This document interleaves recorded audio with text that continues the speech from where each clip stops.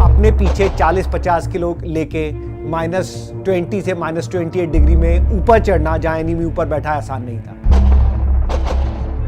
मैं और विक्रम साथ साथ थे। उसने मुझे क्लियर बोला, कहता है आज तक पाकिस्तान की वो गोली बनी नहीं जो मेरे जिस पे मेरा नाम लिखा हो, और उसका कोड वर्ड था दिल मांगे मोर, और शायद उसने वही बोला और वो देश के लिए एक मिसाल बन गया जो आज तक हम कहते हैं ये दिल मांगे मोर। विजयंत ने बोला कि मैं अपने फादर को, उसने वो लेटर लिखा कि शायद जब तक आपको ये लेटर मिलेगा मैं अफसराओं के पास बैठा हूँ।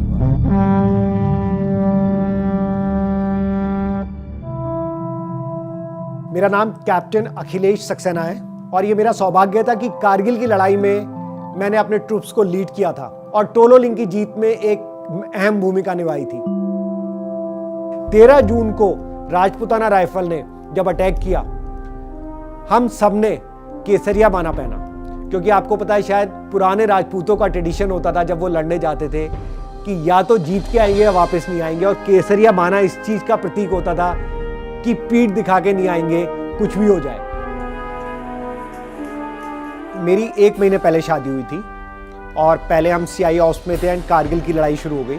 इनफैक्ट मैंने अपनी वाइफ को, मुझे लगा वो पूरी सिविलियन बैकग्राउंड से, मैंने ये भी नहीं बताया कि मैं लड़ाई में सबसे आगे लीड कर रहा हूँ एंड टोलोलिंग जैसे अटैक के लिए मैं एक टुकड़ी लीड कर रहा हूँ वहाँ के अटैक के लिए, क्योंकि मुझे लगा बहुत डिफिकल्ट होगा एक नई सिविल से आई हुई लड़की के लिए करना कि उसका हस्बैंड ऐसी जगह पे है जहाँ पे इवन जिंदा बचने के चांसेस भी 2-3%। और टोलोलिंग ऐसे था जिसके ऊपर हमें लगभग 85 डिग्री सीधा चढ़ना था और लास्ट में तो 95 डिग्री बिल्कुल वर्टिकल चढ़ाई थी। तो परिस्थितियां हमारे विपरीत थी, वेदर हमारे विपरीत था, हम तैयार नहीं थे, हमारे पास स्नो बूट्स नहीं थे, हमारे पास स्नो टेंट नहीं थे, हर तरह से परिस्थिति हमारे अगेंस्ट थी। बस केवल एक चीज़ थी हमारे पास, वो जुनून, वो जोश, और उस कंट्री के लिए, उस तिरंगे के लिए कि कुछ भी हो जाए हम इस तिरंगे को नहीं झुकने देंगे। और इन पहाड़ियों पे जो इंडिया का पार्ट थी, हम दुश्मन के नाकाम कदम को पीछे खदेड़ के वो तिरंगा वहां फहराएंगे ही फहराएंगे, चाहे उसके लिए हमें जो भी कीमत देंगे।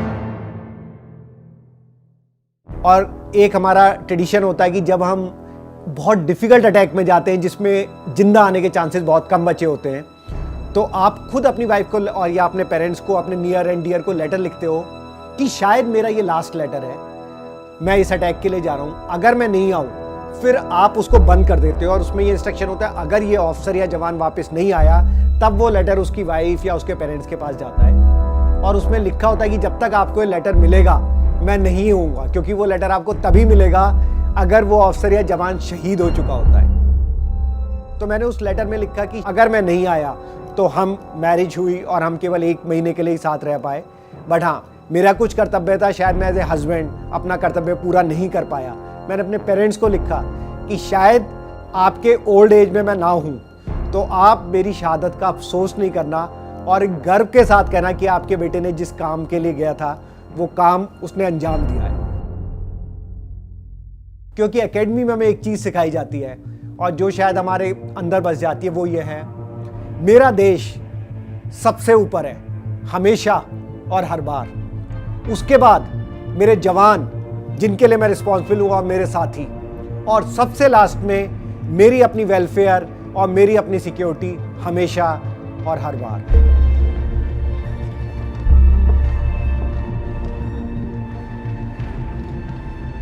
मैंने अपने कुछ इतने क्लोज दोस्तों को खोया है इसमें, और जैसे जब हम 2 राजपूताना राइफल जब हम अटैक करने जा रहे थे टोलोलिंग के ऊपर, तो उससे एक शाम पहले जहाँ पे हमारा फार्म बेस होता है, मतलब वो पहाड़ी की आड़ में होता है, जिस समय भी हमें अटैक करना पड़ेगा, डायरेक्ट एनिमी फायर नहीं कर सकता, तो हम वहाँ बैठ के अपनी पूरी प्लानिंग कर रहे थे और हम ऐसे बात कर रहे थे। तो विजयंत ने ऐसे बोला कि कल पता नहीं कौन होगा कौन नहीं होगा, राइट, क्योंकि सबको पता है कि हम एक ऐसे अटैक के लिए जा रहे हैं, आएंगे नहीं। सो मेजर विवेक गुप्ता थे जो एक तरफ से अटैक लीड कर रहे थे, उन्होंने बोला नहीं, हम सब होंगे और हम कल रात को या परसों रात को, जिस दिन भी, हम साथ बैठ के ड्रिंक करेंगे और डिनर करेंगे और इस जीत को सेलिब्रेट करेंगे। जो मैं आपको बोल रहा हूँ निश्चय कर अपनी जीत का, वो बहुत क्लियर था। लेकिन टोलोलिंग की लड़ाई में जो सबसे बड़ी कैजुअलिटी मेजर विवेक गुप्ता ये लीड कर रहे थे, बहुत पास पहुंच गए थे बंकर के, हम लोग दूसरे डायरेक्शन से आ रहे थे, तब उन्हें गोली लगी और वहीं पे वो वीरगति को प्राप्त हो गए। इतना डिफिकल्ट था हम सबके लिए कि जो अफसर हमारे साथ बैठा है, हम एज ए दोस्त हैं और सडनली वो हमारे साथ नहीं है। बट उस समय भी आपको रुकना नहीं है, आपको ये निश्चय करना है कि जिसने मेरे इस कॉमरेड की या उसके लिए जान ली है, मैं किसी भी तरह उस उद्देश्य को पूरा करूंगा, क्योंकि वो एक उद्देश्य के लिए जा रहा था। तो अगर मैंने उस उद्देश्य को अधूरा छोड़ दिया तो एक तरह से मैं उसको सही इज्जत नहीं दे रहा। तो मेरी सही श्रद्धांजलि उसको वही होगी कि मैं तिरंगा लहरा दूंगा। जो हमारी रीइंफोर्समेंट आने वाली थी, क्योंकि जब हम ऊपर जाते थे तो हम कुछ खाने के लिए नहीं ले जाते थे, कुछ पीने के लिए नहीं ले जाते थे, क्योंकि उतना वेट लेने की जगह मैं उतनी गोली रखता हूँ, ग्रेनेड रखता हूँ, क्योंकि मुझे पता है शायद भूख से नहीं मरूंगा, शायद प्यास से नहीं मरूंगा, लेकिन अगर गोलियां कम नहीं पड़नी चाहिए, राइट, कमांडो अटैक में। तो हमने सब खाना पानी सब हटा दिया, केवल हमने गोलियां ली थी, ग्रेनेड लिए थे, बारूद लिया था कि जब हम ऊपर पहुंच जाएंगे, जीत लेंगे, तो नीचे से रीइंफोर्समेंट आएगी जो खाना उना लेके आएगी। हम पहुंच तो गए 2 दिन की लगातार लड़ाई के बाद टोलोलिंग के ऊपर, बट सिचुएशन 3 ऑफिसर, मैं, विजयन थापर एंड मेजर आचार्य, 4-5 मेरे घायल जवान जिनके गोलियां लगी हैं, और बाकी कम से कम 20-25 लोग जो कि लगातार 2 दिन से लड़ाई लड़ रहे हैं, जिनके पास कुछ खाने को नहीं था, जिनके पास कुछ पीने को नहीं था, और ऐसी दुर्गम परिस्थिति में वो लड़ते हुए वहां पहुंचे। पाकिस्तान ने इतनी ज्यादा फायरिंग करी, जो मेरी रीइंफोर्समेंट आ रही थी वो नहीं चढ़ पाई। हमें लगा शायद टोलोलिंग पे कब्जा करने के बाद भी कहीं ऐसा ना हो कि हम भूख से मर जाएं। फिर हमने सोचना शुरू किया, एनिमी तो यहाँ 5 महीने से बैठा है, उन्होंने भी तो कहीं ना कहीं कुछ किचन बनाया होगा। जब हमने देखना शुरू किया तो हमने रियलाइज किया कि टोलोलिंग के पीछे की तरफ, इधर इंडिया है, ये टोलोलिंग है, पीछे की तरफ, और जिसके अगले पहाड़ पे अभी भी दुश्मन बैठा हुआ है, बीच में उन्होंने किचन बनाया हुआ था, क्योंकि वो 2 के बीच में था, सेफ प्लेस था। लेकिन हम उस पर नहीं जा सकते थे क्योंकि एनिमी दूसरे पीक पे बैठा है। हमने कुछ देर और वेट किया, लेकिन हमें लगा कि अगर हम वेट करते रहेंगे, क्योंकि जवानों की कंडीशन घायल पे घायल होती जा रही थी, उनकी कंडीशन बिगड़ रही थी, किसी के गोली लगी थी, उन्हें फर्स्ट एड चाहिए थी, लोगों ने पानी नहीं पिया था, खाना नहीं खाया था। As a leader, as a officer, हमें कुछ ना कुछ तो स्टेप लेना था। तो मुझे याद है, मैंने और विजयन, हम 2 यंग ऑफिसर थे, हमने डिसाइड किया कि हम एनिमी किचन पे जाएंगे और एनिमी हमारे ऊपर गोली चलाएगा, बट हम अपने साथ स्मोक बम लेके जाएंगे। अगर खाने से भूख से मर के अच्छा कि लड़के मरे, तो हमने डिसाइड किया हम ये करेंगे। और हम 2 लोगों ने पीछे हैवरसैक पहन के नीचे की तरफ चलना शुरू कर दिया, दौड़ना शुरू कर दिया। सामने जो एनिमी बैठा था उसे समझ में नहीं आया क्या हो रहा है, उसे लगा ये 2 लोग अटैक करने आ रहे हैं या इंडिया के, मतलब क्या हो गया उन्हें। तो बाय द टाइम उन्होंने रियलाइज, उन्होंने गोली चलाना शुरू किया, बट क्योंकि डाउन स्लोप था इसलिए हम फटाफट नीचे पहुंच गए। नीचे जाके हमने देखा जो उनका किचन था उसके अंदर हलवा बना रखा था, उसके अंदर पूरियां रखी थी, उसके अंदर काजू बादाम रखे थे, कराची का हलवा था, क्योंकि उन्हें पूरी उम्मीद थी कि इस बार भी वो जीतेंगे और उसके बाद वो उसको सेलिब्रेट करेंगे। बट वो शायद सेलिब्रेशन इंडियन ट्रूप्स के में थी। हमने उन लोगों को कॉल किया, अपने लोगों को, कि एनिमी के ऊपर गोलियां चलाओ, क्योंकि थोड़ा तो पीछे होंगे। और हम बहुत सारे स्मोक बम लेके गए थे, तो हमने ऊपर की तरफ दौड़ना शुरू करा और स्मोक बम करा।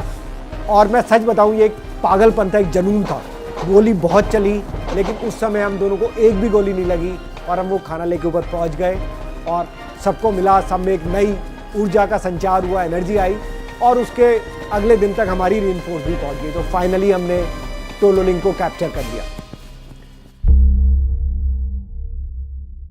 हम लोग कारगिल के लिए जब एक दिन बचा था, जब हमने फर्म बेस बना लिया था, तो हम एनिमी के काफी पास थे, और वो तो हम इतने क्लोज आ गए थे कि अगर वो लाउड स्पीकर से बोलते थे तो हमें सुनाई पड़ता था।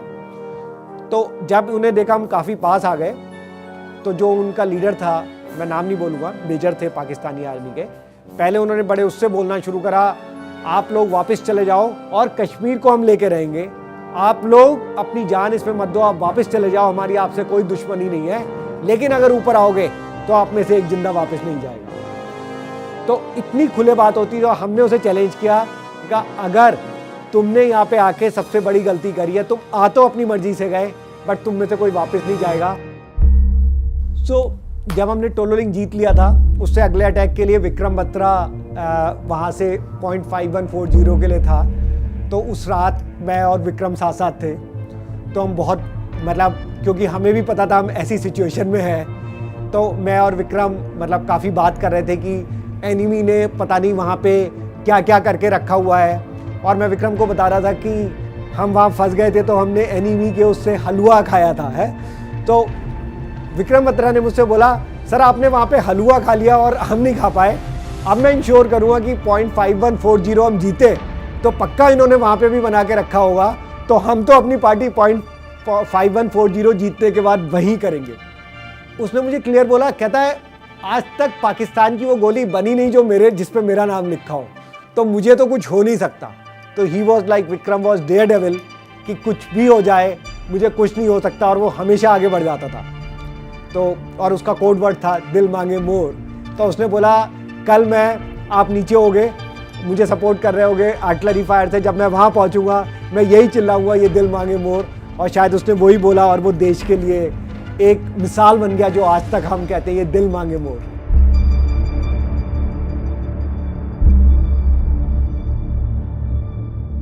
तो मैं आपको बताता हूँ, ये तो टोलोलिंग का अटैक था। फिर सेकंड अटैक था जो थर्ड अटैक के लिए, जो 3 पिंपल्स अटैक के लिए जो दोबारा 2 राजपुताना राइफल को टास्क मिला, और मैं उन्हीं के साथ था क्योंकि पहला अटैक हमने सक्सेसफुल जीता था। बोफोर्स और आर्टिलरी का बहुत अच्छा फायर आया था, तो हमें सेम टीम बनी। जब हम जा रहे थे, मुझे अभी तक याद है, मैं और विजयंत थापर बात कर रहे थे अटैक से जस्ट पहले। विजयंत ने बोला अटैक इतना डिफ़िकल्ट है कि मैं अपने फादर को, उसने वो लेटर लिखा कि शायद जब तक आपको ये लेटर मिलेगा मैं अफसराओं के पास बैठा हूँ। हम सब ने, मेजर आचार्य ने अपनी वाइफ को लेटर लिखा, हम सब ने दोबारा, क्योंकि वो टोलोलिंग जैसा अटैक था जिसमें बहुत डिफ़िकल्ट था, क्योंकि एनिमी 3 पिंपल्स थे, 3 पीक थी ऐसे करके, उनके ऊपर बैठा हुआ था और पीछे से पूरी सपोर्ट थी, हर पीक पे ऐसे चलना था। और हमें पता था कुछ भी हो कैजुअल्टी होगी। अगेन छोटे छोटे ग्रुप बने थे जो अलग तरीके से उस पर चढ़ रहे थे। और जब हम पूरे अटैक कर रहे थे, रात के शायद चलते रहे हम लोग, जब लक्ष्य के बहुत पास थे तब मेरे गोली आके लगी। लड़ाई में गोली थी क्योंकि स्प्लिंटर्स आ रहे थे, गोली आ रहे थे, और सडनली इतनी ठंड थी कि बॉडी पूरी फ्रीज हो गई थी।